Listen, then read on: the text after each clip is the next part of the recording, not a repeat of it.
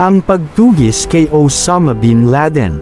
Sa loob ng halos 10 taon, ang Estados Unidos ay matiyag ang hinanap si Osama bin Laden, ang utak sa likod ng mga pag-atake noong 11 ng Setyembre na nagdulot ng malawakang pinsala at kamatayan.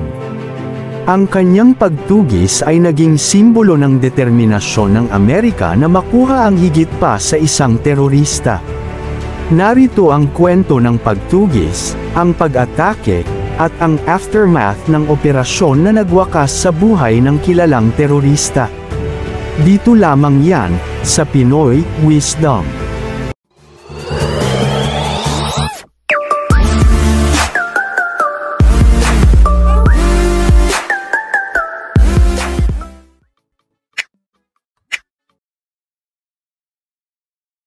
Si Osama bin Laden ay isinilang noong Marso 10, 1957, sa Riyadh, Saudi Arabia, at kabilang sa isang prominenteng pamilya na nagmamay-ari ng isang malaking construction company.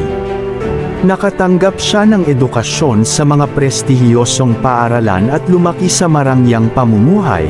Ngunit sa kabila nito, nagkaroon siya ng malalim na paniniwala sa radikal na Islam.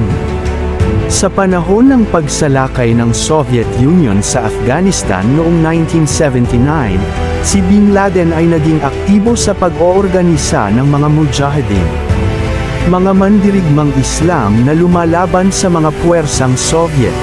Ang kanyang karanasan sa Afghanistan ay nagbigay daan sa kanya upang makilala ang iba pang mga radikal na lider at magtatag ng isang network na kalaunan ay magiging Al-Qaeda. Ang Al-Qaeda, na nangangahulugang The Base, ay itinatag ni Osama bin Laden noong huling bahagi ng 1980s kasama ang kanyang mga kapwa mujahideen.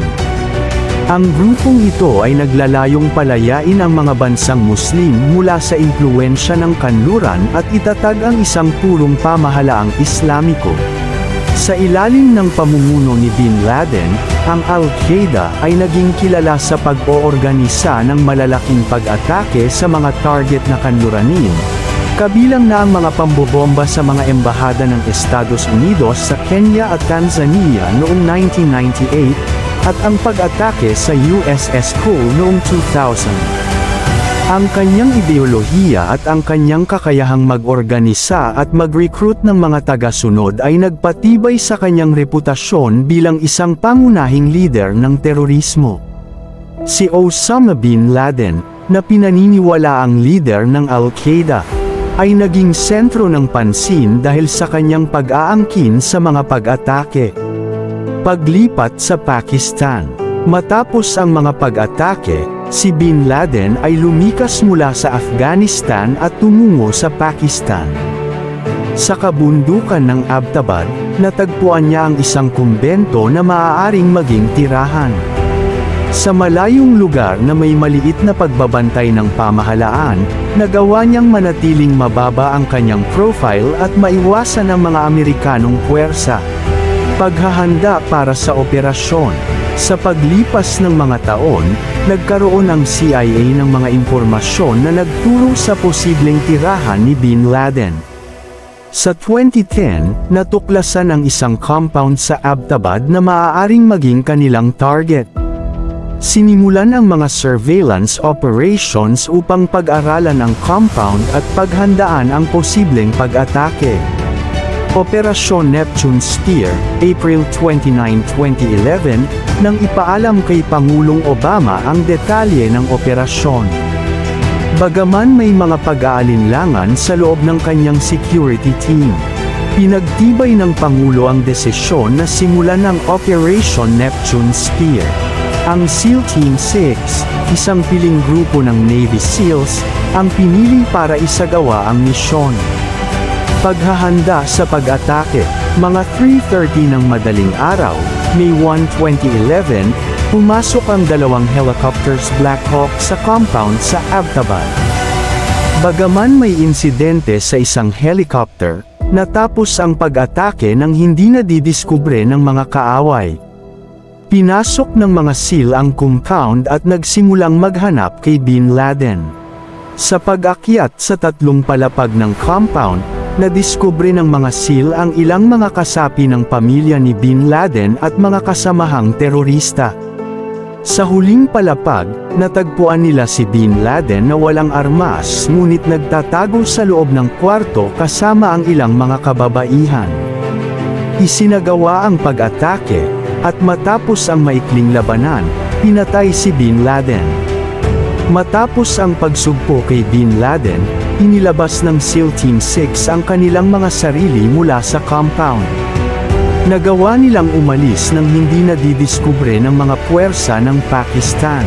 Tinanggal ang kanilang mga sarili patungo sa Bagram Airfield sa Afghanistan, dala ang bangkay ni Bin Laden. Noong May 2, 2011, sa isang espesyal na pahayag na ipinalabas sa telebisyon, ipinahayag ni Pangulong Barack Obama sa publiko ang pagkamatay ni Osama Bin Laden. Sa kanyang talumpati, inilahad niya ang mga detalye ng matagumpay na operasyon na isinagawa ng isang grupo ng US Navy SEALs sa isang compound sa Abbottabad, Pakistan.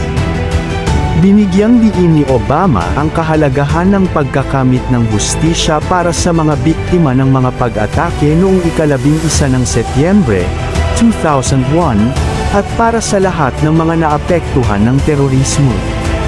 Pinasalamatan din niya ang mga kasapi ng militar at mga intelligence officer na nagtrabaho ng walang pagod upang masigurong matunton at madala sa hustisya si Bin Laden.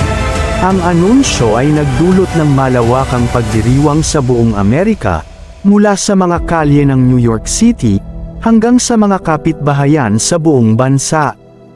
Ang balitang ito ay nagbigay ng malaking ginhawa at kasiyahan sa mga pamilya ng mga biktima, gayon din sa lahat ng mga Amerikano na naapektuhan ng trahedya. Sa kabuuan, ang pag-atake na nagwakas sa buhay ni Osama Bin Laden ay nagsilbing simbolo ng determinasyon at kapasidad ng Estados Unidos na harapin ang mga banta sa seguridad. Ito ay nagdulot ng pagdiriwang sa Amerika ngunit nag-iwan ng mga pagsusuri sa internasyonal na komunidad. Sa loob ng halos isang dekada, ang mga ahensya ng intelligence at militar ng Estados Unidos ay walang tigil na nagsagawa ng mga operasyon at nag-ipon ng impormasyon upang mahanap si Bin Laden. Ang kanilang pagsusumikap ay nagpakita ng mataas na antas ng kahandaan at kasanayan sa pagharap sa mga pinakamapanganib na kalaban. Ito ay nagbigay diin sa pangako ng bansa na ipagtanggol ang kanilang mga mamamayan laban sa mga banta ng terorismo at nagbigay ng inspirasyon sa mga kaalyadong bansa na magpatuloy sa kanilang sariling laban kontra terorismo. Gayunpaman, ito rin ay nagpaalala na ang laban sa terorismo ay isang patuloy na hamon.